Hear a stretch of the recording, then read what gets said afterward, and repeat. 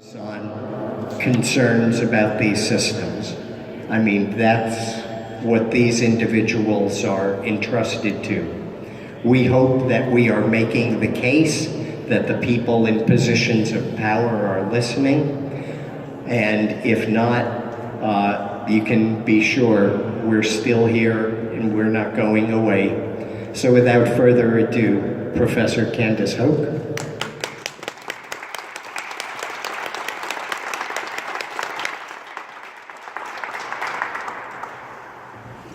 Hi everyone. I'm both a lawyer, law professor, election law professor, and a cybersecurity specialist, particularly with election cybersecurity. I have worked with a number of federal departments, including the Department of Defense and the Department of Homeland Security, as well as with various state and local election officials. I do teach in Cleveland, and I am a Pennsylvanian. I live in Pittsburgh. I'd like to sort of weave together some legal points as well as some technical points in discussing our situation with you today. The U.S. Constitution guarantees that Pennsylvanians and all Americans have the right to vote, to choose our representatives, our leaders.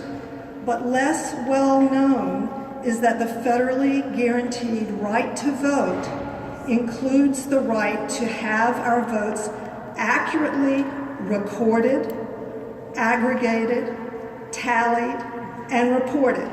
Those are separate steps, all of which form part of the right to vote. Somehow, through the recent years, we have been, as a society, thinking that the right to vote ends with the point of casting a ballot. It does not. That could mean that elections are mere theater, an appearance of choosing our leaders rather than, in fact, Americans choosing their leaders. Now, I'm happy to tell you that decades ago, the U.S. Supreme Court realized that, yes, ballot boxes are vulnerable. They could be stuffed. They could have ballots removed. And it's very clear in a number of Supreme Court opinions that the right to vote continues through the process through the end. Now, of course, at those times, they were not thinking of electronic voting. But there is no reason for those principles to lapse because now we're dealing with computers. In fact, there's even more reason for us to be paying attention to each one of those steps.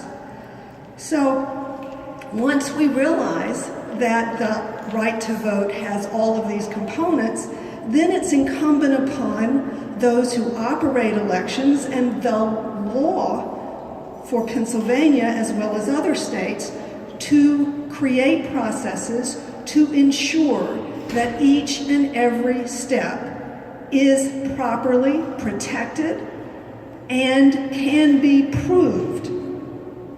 Not simply a matter of trust, not trusting poorly designed computers that they're going to count accurately, because we know that they don't.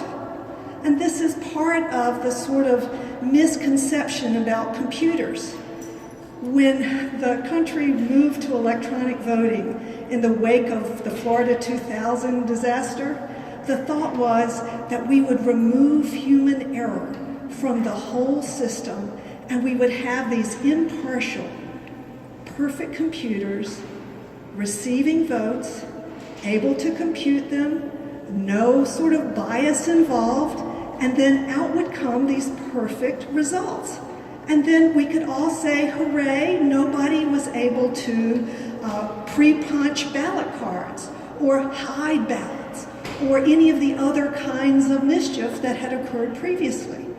What they did not realize in Congress and repeatedly throughout the nation is that they only moved the opportunity for human error from the places it used to be to a box and human beings who were coding, I should start out with architecting, designing, coding, designing the hardware, operating the systems, and then if they were not designed well, they could provide flawed results as well as opportunities for hidden manipulation of those processes.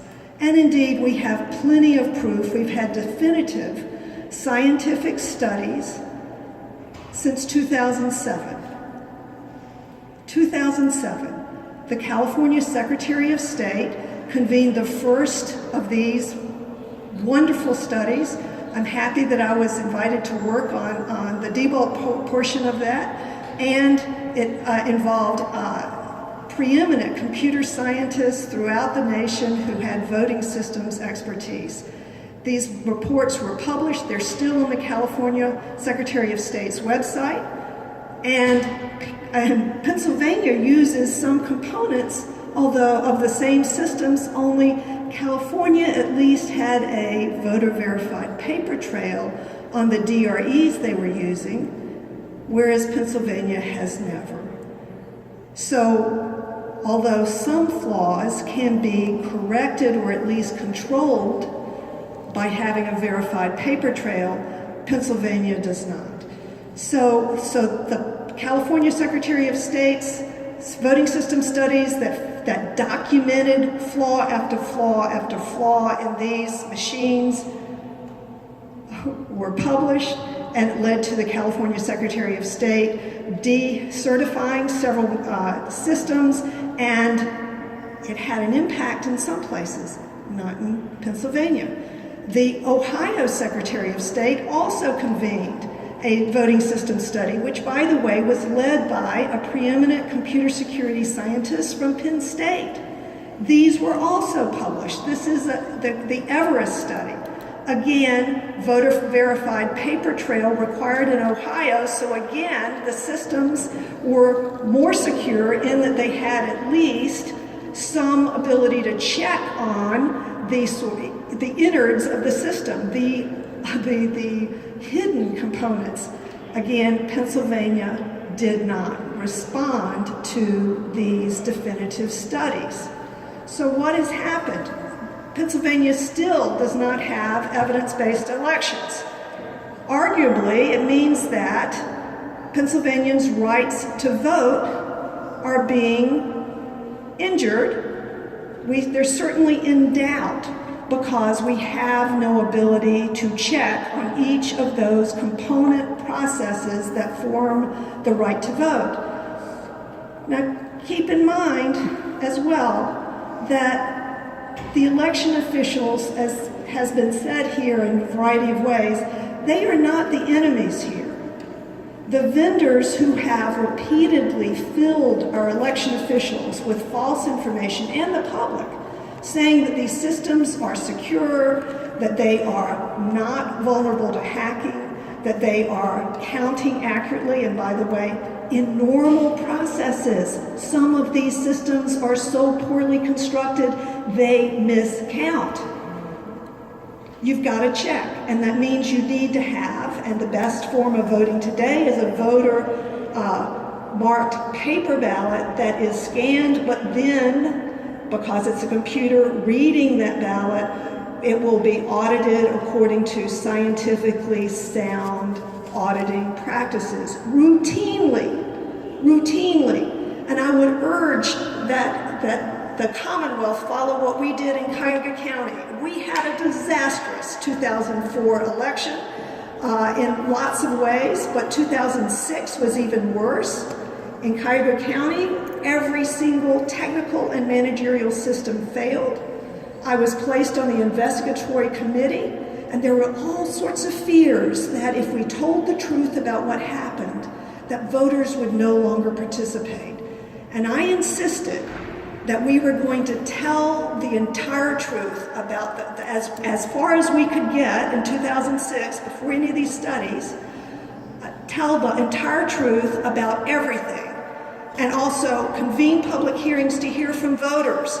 And we published a 200-page report with 200 pages of appendices and called for the public to come help rebuild the system. And voter participation went up, the number of people wanting to be poll workers, etc. And our county, the biggest county in Ohio, and also one of the largest in the entire nation, is the 11th largest electoral jurisdiction in the nation, larger than many states. It audits every election. Every election. And part of the reason is because the Democrats don't trust the Republicans and the Republicans don't trust the Democrats. And when I first asked that they try auditing, I said, you get a window on each other. And the public has a window on you and the machines. And they liked what they saw. So they audit even special elections, even tax one-issue elections. It's something that can be done.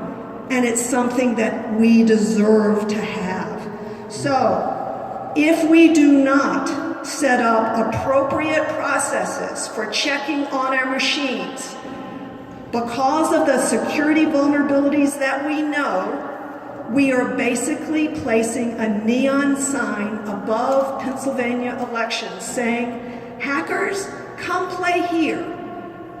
We don't check. Whether you're from Russia, China, ISIS, which by the way, if you didn't know, has a cyber attack team, and other national adversaries, or domestic miscreants, we deserve to have honest elections. And we deserve to have elections that correspond to our, right, that fulfill all of our component of the right to vote federally and at the state level. So far, our state court judges have not been attentive to how vulnerable these machines are. We need the judges, we need the election officials, we need the governor, the legislators, and we need the public, all to understand these machines do not guarantee our right to vote. We must not only change those machines in the future, but for today, we must have a recount that includes forensics evaluations to check on every aspect of that process.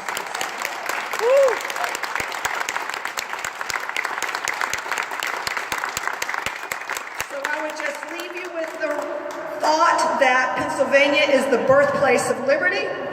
We have an outsized role in the Electoral College. The entire nation is depending on our processes. We should start the national movement for ensuring that every component of the right to vote, even when we are using electronic machines, is thoroughly checked and guaranteed. Thank you.